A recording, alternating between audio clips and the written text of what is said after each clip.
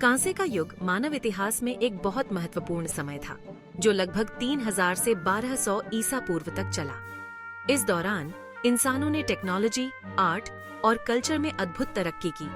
कांसे के युग में सिटीज, राइटिंग और कॉम्प्लेक्स सोशल स्ट्रक्चर्स का उदय हुआ।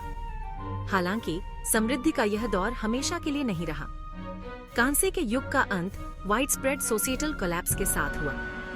इन शक्तिशाली सभ्यताओं के अचानक पतन का कारण क्या था? इसका जवाब कॉम्प्लेक्स और मल्टीफेसेटेड है। इसमें कई सारे फैक्टर्स का योगदान था, जैसे कि natural disasters, economic turmoil, invasions और इंटरनल स्ट्राइफ। एक समय की महान सिटीज के रूइंस की जांच करके, आर्टिफैक्ट्स का एनालिसिस करके और एंशिएंट टेक्स्ट्स को समझकर आर्कियोलॉजिस्ट ने क्राइसिस में डूबी एक दुनिया की पिक्चर को फिर से बनाने की कोशिश की है। कांसे का युग एक जैसा नहीं था। इसमें कई अलग अलग सभ्यताएं शामिल थीं, जिनमें से प्रत्येक की अपनी यूनिक कैरेक्टरिस्टिक्स और अचीवमेंट्स थीं। ये सभ्यताएं एक विशाल जियोग्राफिकल एरिया में फैली हुई थीं, जो पश्चिम में आयरलैंड से लेकर पूर्व में इंडस वैली तक फैली हुई थीं। मेडिटेरेनियन रीजन खास तौर पर कांसे युगीन संस्कृतियों का एक प्रमुख केंद्र था। मेसोपोटामिया में बेबीलोनियंस और असीरियंस जैसे शक्तिशाली एम्पायर्स फले फूले। पश्चिम में इजिप्ट में pharaohs ने पूरी अथॉरिटी के साथ शासन किया और मॉन्यूमेंटल पिरामिड्स और टेम्पल्स के निर्माण का काम देखा। एजियन सी में मिनोन्स और माइसिनियंस का उदय हुआ, जो अपने शानदार पैलेसेस और समुद्री शक्ति के लिए जाने जाते थे। ये सभ्यताएं, हालांकि जियोग्राफिकली डिस्टेंट थीं, ट्रेड नेटवर्क्स के एक कॉम्प्लेक्स वेब द्वारा एक दूसरे से जुड़ी हुई थीं। 12वीं शताब्दी ईसा पूर्व के आसपास मेडिटेरेनियन वर्ल्ड ने वाइड स्प्रेड सोसाइटल कोलैप्स का दौर देखा। यह पीरियड, जिसे अक्सर लेट ब्रॉन्ज एज कोलैप्स कहा जाता है, में कई प्रमुख सभ्यताओं का पतन या विनाश हुआ। ग्रीस के माइसिनियन पैलेसेस खंडहर में तब्दील हो गए। एनाटोलिया में हिटाइट एम्पायर का पतन हो गया। लेवेंट के महान व्यापारिक केंद्र, जैसे कि उगरिट, जलकर राख हो गए।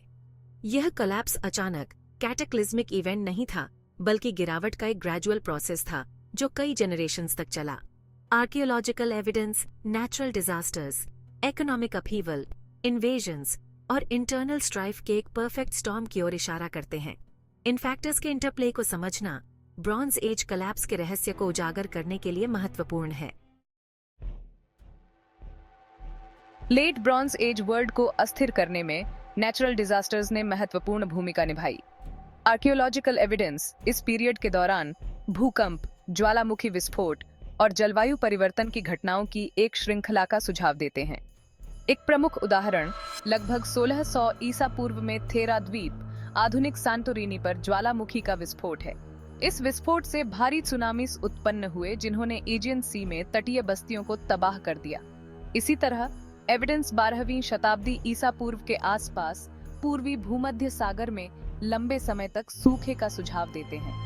हालांकि केवल प्राकृतिक आपदाएं ही पतन का एकमात्र कारण नहीं रही होंगी, लेकिन उन्होंने निसंदेह सभ्यताओं को कमजोर कर दिया, जिससे वे अन्य दबावों के प्रति अधिक संवेदनशील हो गईं। सेक्शन 5, दौलत का बोझ, आर्थिक उथल-पुथल। कांस्य युग में ट्रेड नेटवर्क्स का विकास हुआ, जो पूरे मेडिटेरेनियन में फैला हुआ था। हालांकि व्यापार पर इस निर्भरता ने उन्हें इकोनॉमिक शॉक्स के प्रति भी संवेदनशील बना दिया। 13वीं शताब्दी ईसा पूर्व के आसपास टिन के व्यापार में व्यवधान आया, जो कांसे का एक महत्वपूर्ण घटक था। टिन की कमी का ब्रॉन्ज प्रोडक्शन पर सिग्निफिकेंट इम्पैक्ट पड़ा होगा, जो हथियारों, औजारों और अन्य महत्वपूर्ण वस्तुओं के लिए आवश्यक था। इस कमी से आर्थिक तंगी, सामाजिक अशांति और शेष संसाधनों पर नियंत्रण के लिए होड़ करने वाली प्रतिस्पर्धी शक्तियों के बीच संघर्ष हो सकता था। इस आर्थिक उथल-पुथल ने पहले से ही कमजोर सभ्यताओं को और कमजोर कर दिया, उन्हें कोलैप्स के कगार पर धकेल दिया। सेक्शन 6, समुद्री लोग, अज्ञात से हमलावर। लेट ब्रॉन्ज एज की उथल-पुथल में सी पीपल्स का भी हाथ था, जो सीफेरिंग रेडर्स का एक रहस्यमय संघ था। इन समूहों ने पूरे पूर्वी भूमध्य सागर में तटीय बस्तियों और शहरों के खिलाफ समन्वित हमलों की एक श्रृंखला शुरू की। मिस्र के शिलालेखों और रिलीफ में सी पीपल्स को तलवारों, भालों और गोल ढालों से लैस भयंकर योद्धाओं के रूप में दर्शाया गया है। वे जहाज़ों के बड़े बेड़े में रवाना हुए अक्सर उनके परिवार और संपत्ति के साथ केवल रेडिंग पार्टीज के बजाय लोगों के माइग्रेशन का सुझाव देते हैं। सी पीपल्स के हमलों के पीछे की मोटिवेशंस पर अभी भी बहस चल रही है। कुछ विद्वानों का मानना है कि वे अपनी जन्मभूमि में जलवायु परिवर्तन, अकाल या अधिक जनसंख्या से प्रेरित थे। उनके कारण जो भी हों, सी पीपल्स के हमलों का लेट ब्रॉन्ज एज की पहले से ही कमजोर सभ्यताओं पर विनाशकारी प्रभाव पड़ा। सेक्शन 7, आंतरिक कलह, भीतर से बिखराव। हालांकि लेट ब्रॉन्ज एज कोलैप्स में बाहरी कारकों ने महत्वपूर्ण भूमिका निभाई, लेकिन आंतरिक कलह ने भी कई सभ्यताओं के पतन में योगदान दिया।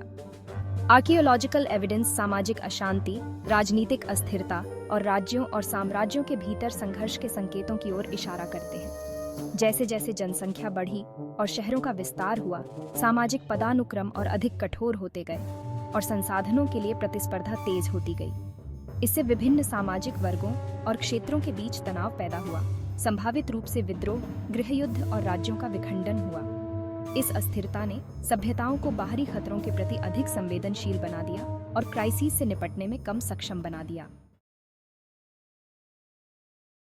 सेक्शन 8, यूगरिट शहर, विनाश का एक केस स्टडी। आधुनिक सीरिया के तट पर स्थित प्राचीन शहर यूगरिट लेट ब्रॉन्ज एज कोलैप्स का एक सम्मोहक केस स्टडी प्रदान करता है। एक समय व्यापार और संस्कृति का एक संपन्न केंद्र, यूगरिट का अंत लगभग 1180 ईसा पूर्व में एक हिंसक अंत हुआ। साइट पर खुदाई से शहर के अंतिम दिनों की एक विशद तस्वीर सामने आई है। पुरातत्वविदों ने एक भीषण आग के प्रमाण अनकवर्ड किए हैं, जिसने शहर को अपनी चपेट में ले लिया, इमारतों को ढहा दिया और राख और मलबे की एक परत पीछे छोड़ दी। खंडहरों में बिखरे हुए कंकाल के अवशेष हमले की हिंसा को दर्शाते हैं। साइट पर खोजी गई यूनिफॉर्म की गोलियों में सी पीपल्स द्वारा हमलों का उल्लेख है, जो शहर के पतन में उनकी संलिप्तता का सुझाव देते हैं। यूगरिट का भाग्य लेट ब्रॉन्ज एज वर्ल्ड के इंटरकनेक्टेडनेस की एक कठोर याद दिलाता है। सेक्शन 9, परिणाम, एक बदली हुई दुनिया। कांस्य युग का पतन सभ्यता का अंत नहीं था, बल्कि इसने इतिहास में एक प्रोफाउंड टर्निंग पॉइंट का प्रतीक किया। इस कोलैप्स की राख से जो दुनिया उभरी, वह पहले की दुनिया से बहुत अलग थी। पुराने ऑर्डर, शक्तिशाली साम्राज्यों और व्यापक व्यापार नेटवर्क द्वारा चिह्नित ने एक अधिक खंडित और स्थानीयकृत दुनिया को जगह दी। केंद्रीकृत अधिकार के गायब होने और व्यापार मार्गों के विघटन से साक्षरता, शहरीकरण और तकनीकी नवाचार में गिरावट आई। कई क्षेत्रों में आबादी में गिरावट आई और लोग निर्वाह के सरल रूपों की ओर लौट आए। लोहे के उपयोग ने धीरे धीरे कांसे की जगह ले ली, जिससे लौह युग का सूत्रपात हुआ। सेक्शन 10, राख से सबक, कांस्य युग पतन का महत्व। कांस्य युग का पतन आज हमारे लिए बहुमूल्य सबक रखता है। यह सबसे उन्नत सभ्यताओं की भी नाजुकता की कठोर याद दिलाता है। यह मानव समाजों के इंटरकनेक्टेडनेस और दुनिया के एक हिस्से में क्राइसिस के दूसरों पर पड़ने वाले रिपल इफेक्ट्स को उजागर करता है। जिन सभ्यताओं ने लेट ब्रॉन्ज एज के तूफानों का सामना किया, वे थीं जो बदलती परिस्थितियों के अनुकूल होने, अपनी अर्थव्यवस्थाओं को विविधता प्रदान करने और सामाजिक सामंजस्य बनाए रखने में सक्षम थीं। कांस्य युग के पतन का अध्ययन उन कारकों के कॉम्प्लेक्स इंटरप्ले में अंतर्दृष्टि प्रदान करता है, जो सामाजिक पतन का कारण बन सकते हैं। सेक्शन 11, निष्कर्ष, अतीत की गूंज। कांस्य युग का पतन मानव इतिहास में एक महत्वपूर्ण घटना थी, जो एक युग के अंत और एक नए विश्व व्यवस्था की शुरुआत का प्रतीक थी। जबकि पतन के सटीक कारण डिबेट का विषय बने हुए हैं, आर्कियोलॉजिकल एविडेंस प्राकृतिक आपदाओं, आर्थिक उथल-पुथल, आक्रमणों और आंतरिक कलह के एक परफेक्ट स्टॉर्म की ओर इशारा करते हैं। यह पतन सभ्यताओं की नाजुकता और मानव समाजों के इंटरकनेक्टेडनेस के बारे में एक सतर्क कहानी के रूप में कार्य करता है। अतीत का अध्ययन करके हम अपनी दुनिया के सामने आने वाली चुनौतियों के बारे में बहुमूल्य अंतर्दृष्टि प्राप्त कर सकते हैं और अधिक लचीला और स्थायी समाज बनाने की दिशा में काम कर सकते हैं।